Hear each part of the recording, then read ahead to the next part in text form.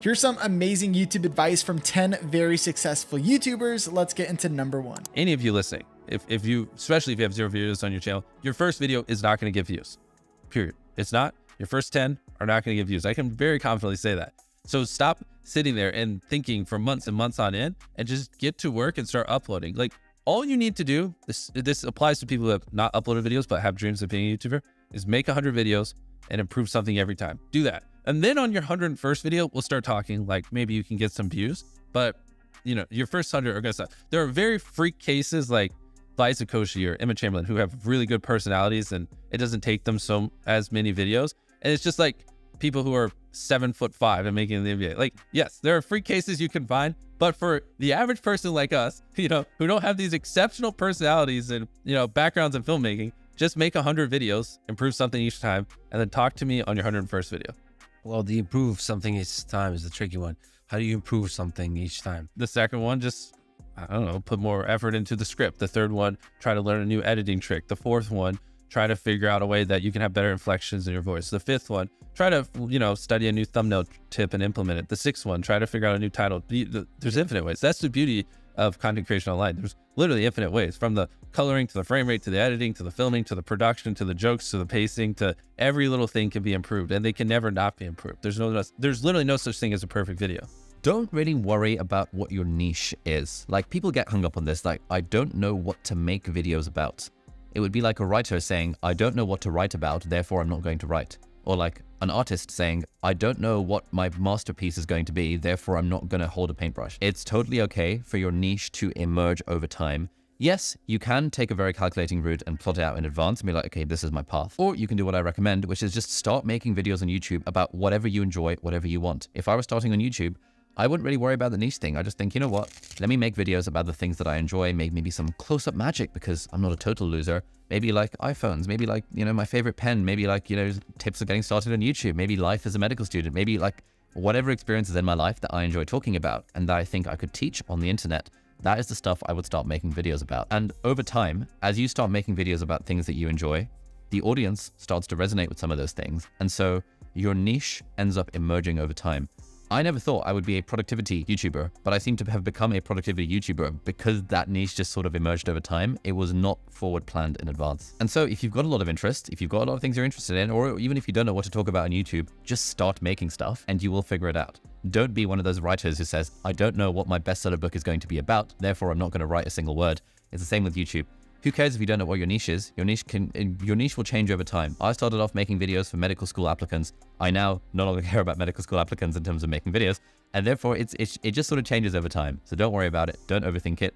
Just make the videos that you enjoy at the start. Strongest call to action is to watch another video, because now all of a sudden your channel went from like, say, 8 minutes of watch time to 16 minutes of watch time if they watch another one. And it shows that this person is in your little watch web. It also gives you another ad impression. Like, that is the metric that YouTube cares about. Sure, you can ask them to comment, you can ask them to like, that's totally fine.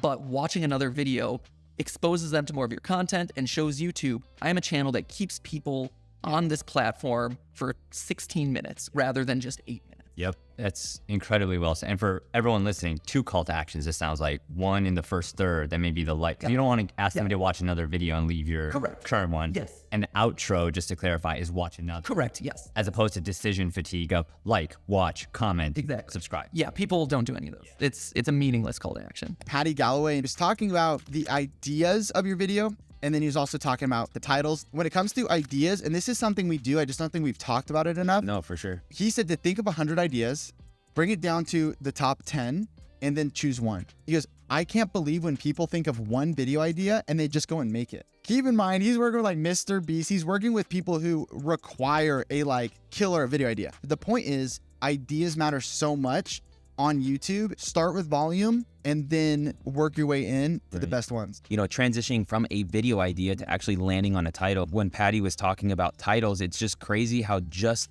the reframing of the right title will cause so much interest. And his word was curiosity. He gave a really cool example. He was working with a client and the first variation of the title was inside a $1.7 million New York loft. They didn't really love it. And there was nothing really interesting about it except the money value, but there's probably more expensive ones or whatever, right? So then they changed it to, I found the best loft in New York, and they liked it better. They thought it improved. And then they added one more thing to it, which was, I found the best loft in NYC, ... but nobody wants it. And they were like, that's the title, to open up this curiosity loop. If it's the best loft in New York City, why does nobody want it? How can you breed curiosity into that? Because naturally, you want to click on something that sparks curiosity. You want to know the answer, and so you want to click on that video. On that note of like deciding what videos to make, how much are you good? How much does it play on your mind of, oh, I know if I make this sort of video, it'll get this many views, versus more like, I feel like making this video because I feel like it.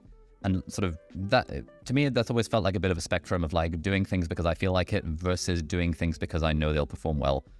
How do you think about sort of videos along that spectrum? Yeah. So I think this is super lucky that the videos that I know will do well are the most interesting to me also, because they're about probably a piece of tech that is so cool that I want to check it out anyway, right? So on one half, it's like, what videos will do well? It's the hottest gadgets, the most impressive new things that people haven't seen before, collaborations with really cool, interesting people. Those I know before we make them are like, oh, those are going to do pretty well.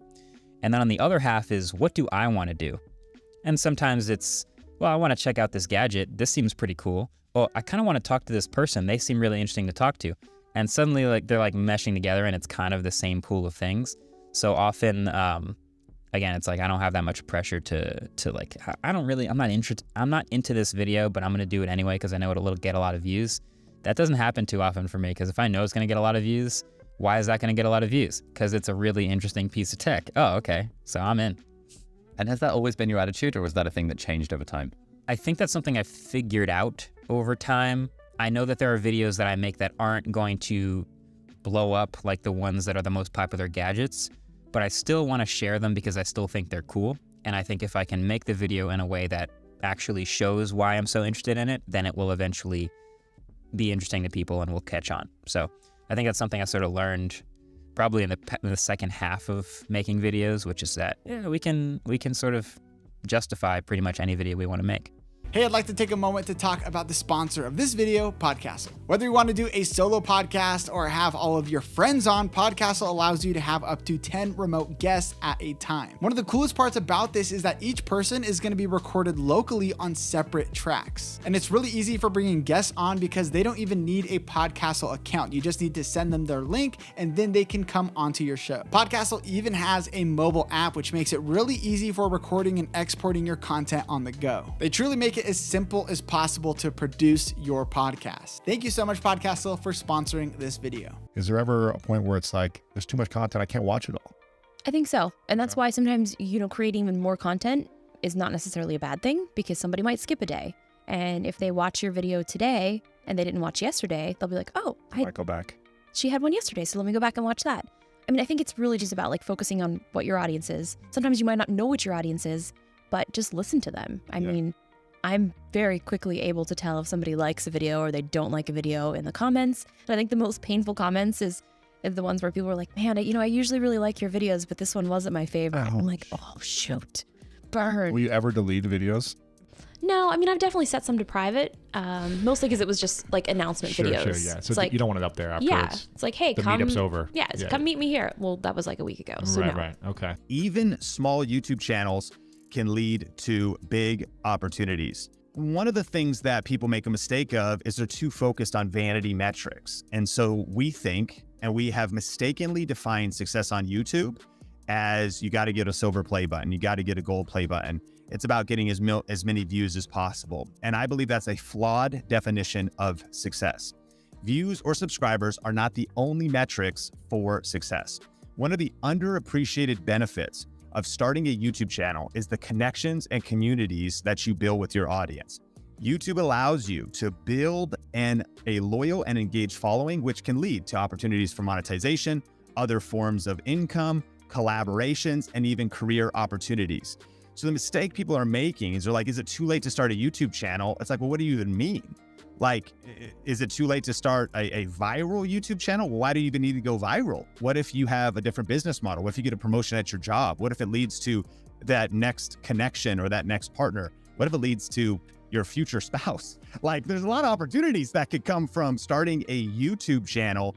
And so, I just want to present you the data that possibly defining it just by subscribers or vanity metrics is a limited, if not completely flawed, definition of success. And speaking of starting a new channel, or if your channel is small, if you haven't heard, we actually are doing a 5-day free YouTube challenge. And so if you go to tube1kchallenge.com for the new year, if you're interested in saying, Sean, I do see the opportunity on YouTube, I would like to learn some of the best tips and strategies, you can go to tube1k, the letter K, challenge.com right now. If you want to jumpstart your views right now, and maybe you're not getting the momentum or the growth that you want, is jump on trends within your niche. Can you talk about how that completely changed everything to you, and what your thoughts are when it comes to people jumping on trends, and what are your tips? Yeah, I think, doesn't he call that trend hacking? Yeah, for sure. That's everything right now. That's what Mr. Beast, and from the biggest to the smallest, that is one of the best ways to garner views and that audience and a following of subscribers and such. And so for me, it's kind of funny. I know if I have a gadget, a tech product that is maybe about to be released, if I get maybe a pre-release review unit, then it's almost like for certain, okay, well, people are going to be searching about it and talking about it right on that release date, and so that video will do well. Now, of course, you don't always get that product early. That's very hard, especially when you're first starting out. So maybe if that product just releases, then I can maybe go buy it and then quick in a couple of days turn around a video. That will often do well. Another thing is seeing that wave or that trend, the virality of something before it hits. I was on that wave right before it started to take off.